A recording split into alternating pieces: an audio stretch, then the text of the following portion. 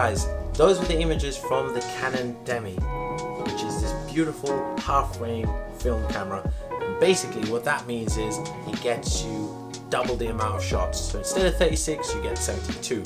Now, there are some cheap half-frame film cameras out there. However, those have plastic lenses, so you kind of lose quality. And I was concerned because that was the first half-frame film camera I got, which was actually the Kodak Ektar H35.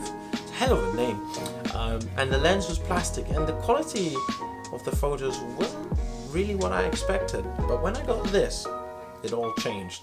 So you've got a glass lens. I think I said it's 28mm, just like the Ricoh GR, so it's, you know, perfect for documenting everyday life. You've got your focusing mode, so you've got your, obviously, you know, close focus. You've got distance focus, like if you're taking up like a photo of people from far away, and then you've got mountains, which is basically focusing to infinity. It's got a light meter on it, so it's super easy to use. And yeah, they're quite beautiful. It's a conversation starter. And yeah, I absolutely love this camera. In fact, I take it with me everywhere I go. And yeah, it'll always fit in your pocket. You can't complain. So, if you can, go and pick yourself up a Canon Demi. There are alternatives out there as well. The Olympus Pen FT line, which is pretty good.